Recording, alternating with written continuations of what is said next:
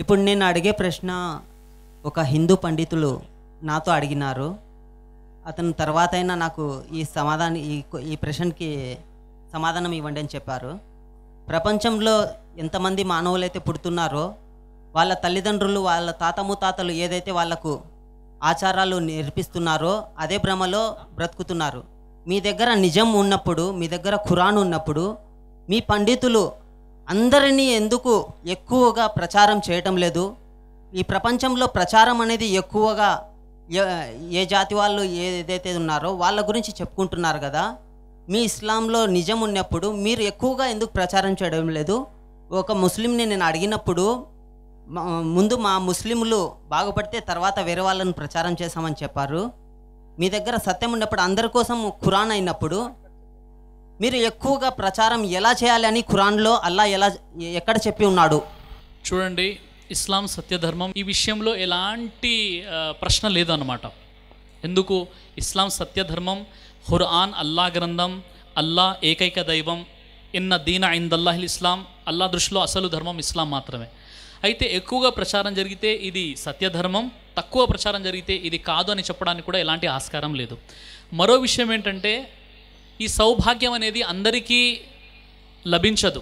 అల్లా సుబ్హానహు వ తఆలా ఖురాన్లో సూరే హామీమ్ అస్-సజ్దాలో 41వ అధ్యాయం 30 అంటాడు, వమాయులక్కాహ ఇల్లా లదీన సబరు వమాయులక్కాహ ఇల్లా దు హద్దిను అజీమ్ అంటాడు.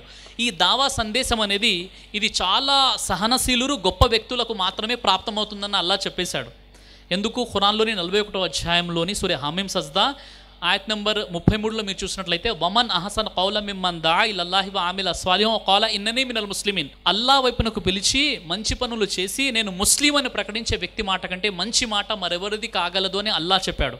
కాబట్టి ఈ పని చేయాలన్నా అల్లా యొక్క అనుగ్రహం అనేది ఉండాలి. ఖురాన్లోని అల్లా సుబ్హానహు వ తఆలా ముస్లింలను ఖైరా ఉమ్మత్ అని చెప్పాడు. సూరే ఆల్ ఇమ్రాన్ సూరా 3 ఆయత్ నెంబర్ 110లో, అంటే శ్రేష్టమైన సమాజం.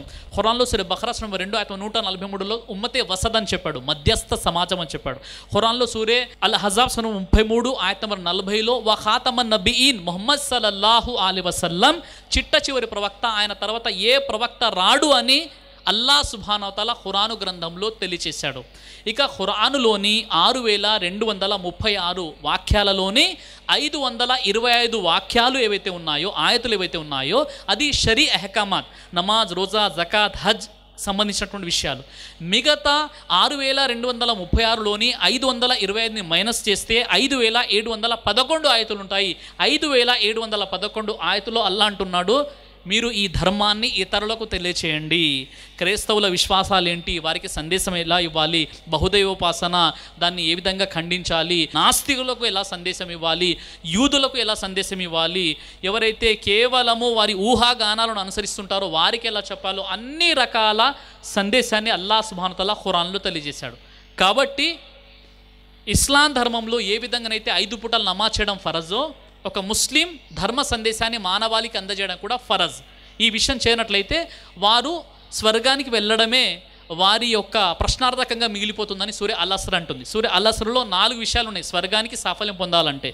ఒకటి విశ్వసించాలి, వల్ అస్ర్ ఇన్నల్ ఇన్సాన లఫీ ఖుస్ర్ ఇల్లల్లదీన ఆమను ఆమిలు సాలిహాతి వతవాసో బిల్ హక్ వతవాసో బిస్సబ్ర్. అల్లా సుబ్హానహు చెప్పాడు, వల్ అస్ర్ కాలం సాక్షిగా, ఇన్నల్ ఇన్సాన లఫీ ఖుస్ర్, మానవులంతా నష్టంలో ఉన్నారు, ఇల్లల్లదీన ఆమను, ఎవరైతే విశ్వసించారో, ఆమిలు స్వాలిహాత్, ఎవరైతే మంచి పనులు చేశారో, వతవాసో బిల్ హక్, ఎవరైతే సందేశాన్ని హక్ని ప్రజలకు తెలియజేశారో, వతవాసో బిస్సబ్ర్, ఎవరైతే సహనాన్ని కలిగి ఉన్నారో. ఈ 4 పనులు చేస్తే స్వర్గం. అందులో 3వ పని ధర్మ సందేశాన్ని హక్ని ప్రజలకు అందజేయాలి.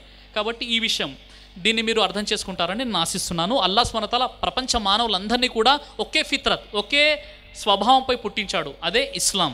అల్లా ఒకే ఫిత్రత్పై మనిషిని పుట్టిస్తాడు. అందుకే అడవిలో అండమాన్ నికోబార్లో ఉండేవారి దగ్గరికి వెళ్ళి మీ దేవుడు ఎవరంటే ఒక్కడేనండి పైన ఉండాలని పైకి చూపిస్తారు. కాబట్టి మీ ప్రశ్నకు జవాబు దొరుకుతుందని ఆశిస్తున్నాను.